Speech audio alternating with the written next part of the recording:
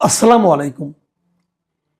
প্রিয় দর্শক, ঘটনাটা গতকালকে বৃহস্পতিবার ঢাকা বিশ্ববিদ্যালয়ের সিন্ডিকেট একটা লম্বা মিটিং করেছে। সকাল থেকে শুরু করে 10টা থেকে শুরু করে একদম 4টা পর্যন্ত।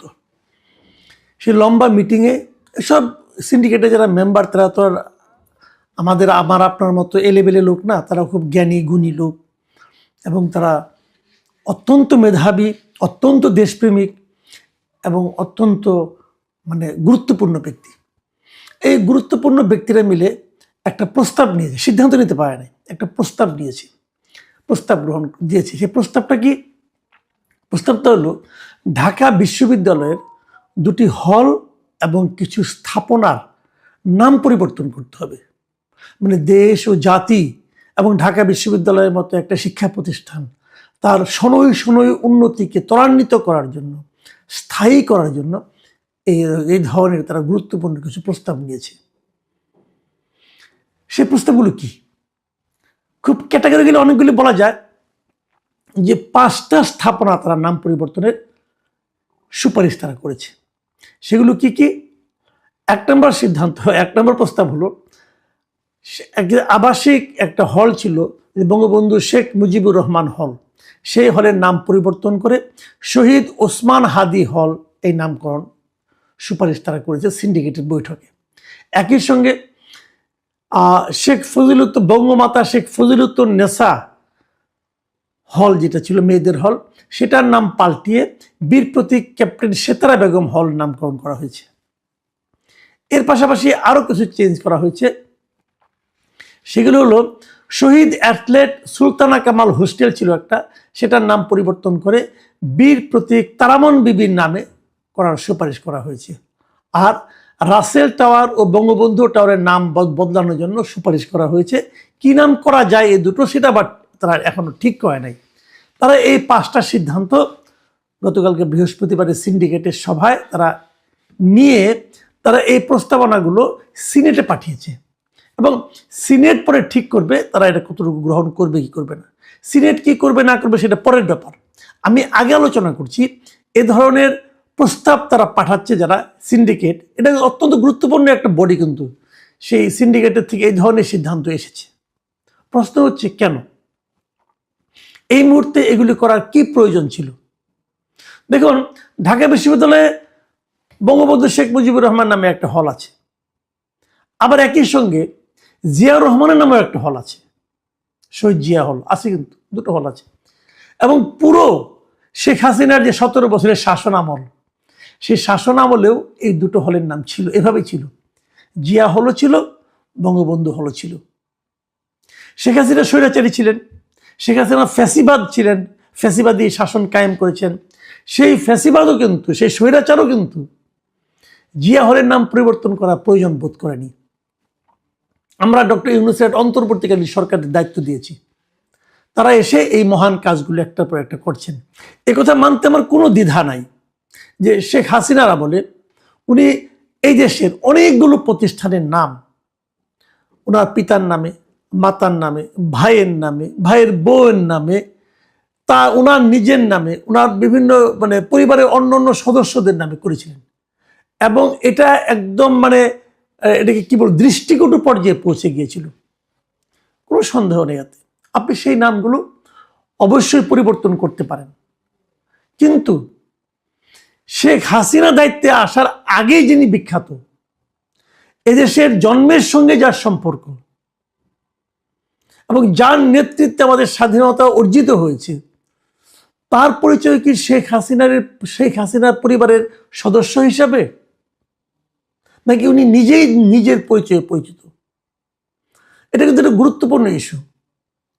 বঙ্গবন্ধু শেখ মুজিবুর রহমান উনি কি শেখ হাসিনার পিতা হিসেবে পরিচিত, নাকি উনি ওনার নিজের কারণে পরিচিত? এদেশের জন্মের সঙ্গে, আমাদের স্বাধীনতার সঙ্গে কি ওনার নাম জড়িত নেই? আপনি ওনার নামকে অবমূল্যায়ন করতে পারেন কখন? যদি আপনি মনে করেন, বর্তমানে একটা ধারা প্রচলিত আছে, কিন্তু সেই ধারাটা হলো 71 সালে এখানে কোনো মুক্তিযুদ্ধ হয়নি। 71 সালে যা ঘটেছে সেটা হলো ভারতের ষড়যন্ত্র, এবং ভারত ষড়যন্ত্র করে আমাদের ভাইয়ের মধ্যে বিরোধ ঘটিয়েছে, ভাইকে বিচ্ছিন্ন করে দিয়েছে। এই যে তত্ত্বটা এখন চলছে, আমাদের অনেক বুদ্ধিজীবীরা এই ধরনের তত্ত্ব বিভিন্ন জায়গায় বলার শুরু করেছেন। যদি সেই তত্ত্বটা আপনি মানেন, কেবল তাহলেই আপনি বঙ্গবন্ধু শেখ মুজিবকে অবমূল্যায়ন করতে পারেন। এছাড়া আর কোনোভাবে তাকে অস্বীকার করার কোনো উপায় নাই। আজকে বিভিন্নভাবে নানাজন যারা কথা বলছে, যারা শেখ হাসিনাকে স্বৈরাচার বলছে, অমুক বলছে, তমুক বলছে, তারাও কিন্তু বঙ্গবন্ধুকে অস্বীকার করার সাহস পাচ্ছে না। বলছে না, ওনার একটা ভূমিকা ছিল, স্বাধীনতা যুদ্ধের সময় ছিল, কিন্তু ওনার শাসন কার্য যখন উনি শুরু করেছেন তখন উনি স্বৈরাচারী হয়ে গেছেন, তখন উনি ফ্যাসিবাদের কায়েম করা শুরু করেছেন। আমি মানি এটা হতে পারে, এটা যদি হয়ও, উনি শাসন ক্ষমতা উনি খুব ব্যর্থ ছিলেন, এটা আমি নিজেও মনে করি, যে ওনার শাসন যেভাবে পরিচালনা করেছেন সেটাকে সফল বলা যাবে না। আমাদের দেশে কি অসফল শাসকের কোনো সীমা আছে? বঙ্গবন্ধু মারা গেছেন ৭৫ সালে।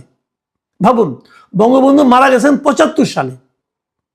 ৭৫-এর পর এখন পর্যন্ত কত বছর হয়েছে ভাবুন একবার, আপনার ৫০ বছর হয়ে গেছে। এই ৫০ বছর তো বঙ্গবন্ধু নাই। এই সময় কে কি উন্নতি করছে ভাই বলেন? সে উন্নতি কোথায়? এর মধ্যে জিয়াউর রহমান সাহেব শাসন করেছেন, এরশাদ শাসন করেছেন, খালেদা জিয়া শাসন করেছেন এবং শেখ হাসিনা শাসন করেছেন। ঠিক আছে, সেখানে শেখ হাসিনা তার স্বৈরাচারী শাসন চালিয়েছেন ২০০৯ থেকে। ২০০৯-এর আগ পর্যন্ত তো মাত্র শেখ হাসিনা ৫ বছর ছিলেন, ৯৬ থেকে ২০০১। বাকি সময় তো অন্য সবাই ছিলেন। তারা কি করেছেন? দেশের কি উন্নতি করেছেন বলেন? সে উন্নতি আপনি দেখেছেন? তো সবই চলেছে ধারাবাহিকভাবে।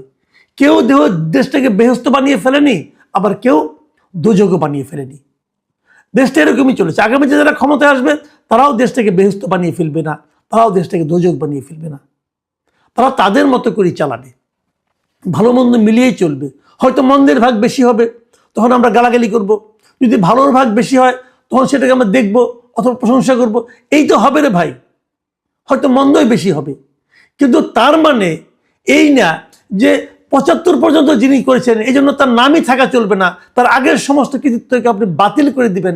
এটা তো ভাই হয় না, এটা তো হয় না। তো আপনি এখানে কার নাম ঢুকিয়েছেন? হাদির নাম ঢুকিয়েছেন। হাদিকে আমাদের যে জুলাই আন্দোলনটা হলো গত বছরে, সে আন্দোলনের কি হাদি কি বীর সৈনিক ছিল? সে আন্দোলনের সময় ওসমান হাদির নাম কেউ জানতো? ওসমান হাদি তো তার পরিচয় দিয়ে ইনকিলাব মঞ্চে প্রথম ওনাকে আবার জানলাম যখন নাকি ৩২তম ভাঙা হয়, তখন ওই সময় উনি প্রথম লাইমলাইটে আসলেন যে একটা ৩২তম ভাঙা হবে। উনি নিজে ফেসবুকে আহ্বান করলেন এবং তারপরে একটা সাংস্কৃতিক মঞ্চ করলেন উনি। তারপরে ওনাকে নির্মমভাবে হত্যা করা হয়েছে। ওনাকে আততায়ীরা মেরেছে না কে মেরেছে এটা নিয়ে আলোচনা চলছে, নানা রকম গবেষণা হচ্ছে, তদন্ত হচ্ছে। হয়তো এক সময় বিচার হবে, হয়তো সত্য উদ্ঘাটিত হবে, আমি জানি না কি হবে। অবশ্যই তার মৃত্যু মর্মান্তিক। তার মৃত্যুতে দেশের সমস্ত মানুষ আহত হয়েছে, আমি নিজেও আহত হয়েছি। কিন্তু তার মানে কি এই যে বঙ্গবন্ধু শেখ মুজিবের হলের নাম পরিবর্তন করে তার নাম দিতে হবে? এর মাধ্যমে কি হাদিকে সম্মানিত করা হলো নাকি হাদিকে অসম্মানিত করা হলো? আমি বলছি কি হবে। একটা সময় আসবে যখন আবার দেখবেন বঙ্গবন্ধু নাম পুনঃস্থাপিত হবে, তখন হাদির নাম সরিয়ে ফেলা হবে। তাহলে হাদিকে কি করা হলো? আপনি হাদির নামে আরেকটা হল করতেন, কোনো সমস্যা তো নাই। আপনি হাদির নামে একটা নতুন হল করেন, কিন্তু তা করলেন না। আপনি এমন একটা কাজ করলেন, এমন একটা কাজ করে হাদির প্রতি সম্মান দেখানোর ভান করলেন, যে কাজটা আলটিমেটলি হাদিকে ওখান থেকে নামিয়ে দিবে। লাভটা কি হলো? নয় একবার হাদি একবার বলেছিল কিন্তু প্রথম আলো সম্পর্কে, যে প্রথম আলোর সামনে যে প্রথম আলোকে ধ্বংস করার দরকার নাই, পারলে আপনি আরো 10টা প্রথম আলো তৈরি করেন। কিন্তু এরাও কিন্তু সেই কাজটাই করলো, বঙ্গবন্ধুকে হাদির বিকল্প করার চেষ্টা করলো। ভাই, বাংলাদেশের ইতিহাস যারা জানেন, বাংলাদেশের ইতিহাস দিনে দিনে একদম কম হয়নি, কিন্তু অর্ধ শতাব্দী পার হয়ে গেছে বাংলাদেশের ইতিহাস।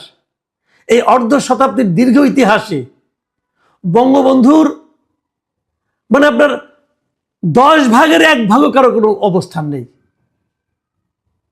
বঙ্গবন্ধু যত বড় নেতা ছিলেন তার ১০ ভাগের ১ ভাগও অন্য কারো অবস্থান হবে না এই দেশে, কারণ ওটা সময়ের দাবি।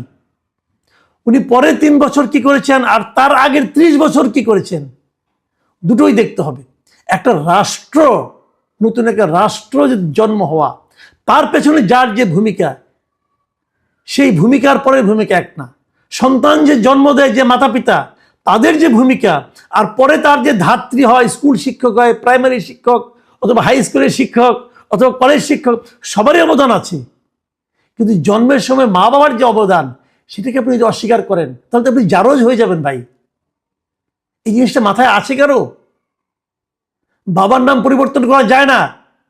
আপনি অন্যদের নাম প্রতিস্থাপন করেন, অন্য নাম বসান, কোনো আপত্তি নাই, কিন্তু ওই নাম পাল্টিয়ে কেন? এটা হলো একটা মানসিকতা। এই মানসিকতা প্রমাণ কিন্তু আমরা আগের থেকে দেখছি, এই মানসিকতার প্রতিফলন আমরা দেখছি। এই 2024 জুলাই আন্দোলনের পর নতুন যে সরকার এসেছে, এই যে অন্তর্বর্তীকালীন সরকার এসেছে, তাদের প্রশ্রয়ে, তাদের আশকারায়, অথবা আমি বলবো তাদের প্ররোচনায় এই প্রজেক্ট চলছে। আপনাদের মনে আছে নিশ্চয়ই, এবছরের প্রথম দিকে কুষ্টিয়া ইসলামী বিশ্ববিদ্যালয়ে, ওখানেও শেখ মুজিবুর রহমান নামে একটা হল ছিল। সেই হলের নাম পরিবর্তন করে আপনারা কি রেখেছেন? শাহ আজিজুর রহমান হল। ওখানকার সিন্ডিকেট কে? শাহ আজিজুর রহমান। শাহ আজিজুর রহমান হল সেই ব্যক্তি, যে ব্যক্তি নাকি আমাদের স্বাধীনতা আন্দোলনের সময় পূর্ব পাকিস্তান সরকারের পক্ষ হয়ে জাতিসংঘে গিয়ে এই মুক্তিযুদ্ধের বিরোধিতা করেছিল। এর ডকুমেন্টেড, এটা কিন্তু বানিয়ে বলছে না। তার মানে কি? ওই সময় স্বাধীনতা যুদ্ধের সময় যিনি স্বাধীনতা যুদ্ধের মহানায়ক ছিলেন, তার পরিবর্তন করে আপনি স্বাধীনতার বিরোধিতাকারী, যিনি আন্তর্জাতিকভাবে যিনি ভূমিকা রেখেছেন, বিরোধিতা করেছেন, তার নাম প্রতিস্থাপন করেছেন। তার মানে আপনি বোঝাতে চেয়েছেন যে 71-এর যুদ্ধ, মুক্তিযুদ্ধের পক্ষের চেয়ে মুক্তিযুদ্ধের বিপক্ষে যিনি বিপক্ষ ছিলেন, তাকে প্রতিস্থাপন করতে হবে। আপনারা তো সেই কাজটাই করছেন রে ভাই। এই কাজ করার মাধ্যমে হয়তো অনেকে পেছনে আছেন, কেউ সামনে আছেন। যিনি পেছনে আছেন তাদের হয়তো আরো বড় কোনো লক্ষ্য আছে। আমি মনে করি এই ধরনের ঘটনা যখন আপনারা ঘটাবেন, আপনাদের সেই বড় লক্ষ্য অর্জনে আপনারা পিছিয়ে পড়বেন। আর যারা ঘটাচ্ছেন তাদের মূর্খতা দেখে আমার মাঝে মাঝে করুণা হয়। আর ঢাকা বিশ্ববিদ্যালয়, তাদের কথা কি বলবো, ভাবতে লজ্জা লাগে যে এই বিশ্ববিদ্যালয়ে একসময় আমিও পড়তাম। এত সংকীর্ণ হবে মানুষের দৃষ্টিভঙ্গি, এত সংকীর্ণ। দুদিন পরে দেখবেন আরেক দল আসবে, তারা এসে জিয়াউর রহমানের নাম পরিবর্তন করবে। আরেকটা ঘটনা বলে আমি শেষ করি এখানে। দেখুন, আমাদের এই যে এয়ারপোর্টটার নাম, এটা যখন তৈরি হয়, এরশাদ আমলের এটা উদ্বোধন হয়, তখন এটার নাম ছিল জিয়া আন্তর্জাতিক বিমানবন্দর। ঠিক ছিল। এই হাসিনা সরকার এসে এই নাম পরিবর্তন করলো। কেন আপনি পরিবর্তন করলেন? নামটা তো আপনি বসান নাই, এই নাম তো আপনি দেন নাই, আরেকজন আপনার আগে যারা ছিলেন তারা এই নামটা দিয়েছিলেন, এবং সেটা জিয়াউর রহমানের দলও করে নাই, এরশাদ সাহেব করেছিলেন। সে জিয়া আন্তর্জাতিক বিমানবন্দরের নাম পরিবর্তন করে হয়তো শাহজালাল আন্তর্জাতিক বিমানবন্দর করতে হবে কেন রে ভাই? দুজনের সঙ্গে আমি তুলনা করছি না, কেন করতে হবে বলুন? এগুলো কোনো কাজের কথা না, এগুলো কোনোভাবেই কাজের কথা না। মানে নাম পরিবর্তনের মাধ্যমে আপনি কি মানুষের হৃদয় থেকে তার নামটাকে সরিয়ে দিতে পারেন? এটা হয়? এগুলো আমরা দেখেছি, এগুলি হওয়া উচিত না।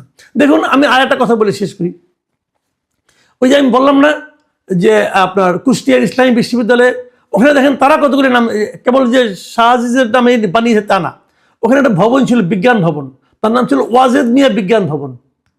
ওয়াজেদ মিয়া কে ছিলেন? এই আণবিক শক্তি কমিশনে প্রথমে সদস্য ছিলেন, তারপরে আপনার চেয়ারম্যান ছিলেন।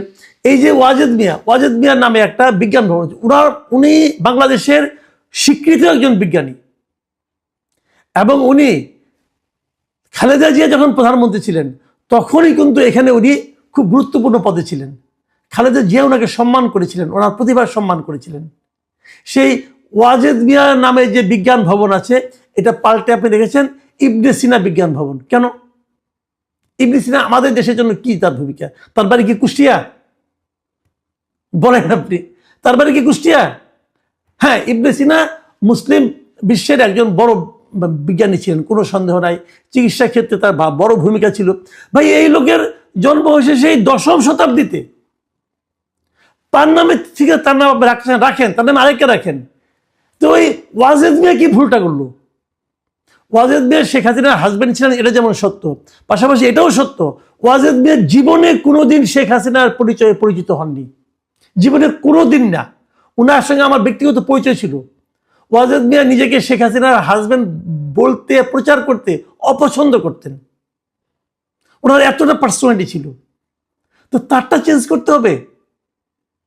এই যে সংকীর্ণতা, এই সংকীর্ণতা একটা জাতিকে অগ্রসর করে না। পৃথিবীর কোনো সংকীর্ণ জাতি অগ্রসর হতে পারে নাই। আমরা একটা উদ্ভট জাতি, অদ্ভুত জাতি। আমরা নিজেদেরকে সংকীর্ণ করতে ভালোবাসি, আমরা নিজেদেরকে বিভক্ত করতে ভালোবাসি, আমরা অপরের প্রশংসা না করে অপরের সমালোচনা করতে পছন্দ করি, অপরের নিন্দা করতে পছন্দ করি। এইভাবে একটা জাতি অগ্রসর হতে পারে না। কেবলমাত্র পশ্চাৎপদ মানসিকতা যাদের মধ্যে দৃঢ় একটা অবস্থান করে নিয়েছে, কেবল তাদের পক্ষেই এ ধরনের আত্মঘাতী সিদ্ধান্তগুলি নেওয়া সম্ভব। প্রিয় দর্শক, এখন এ পর্যন্তই। আল্লাহ হাফেজ।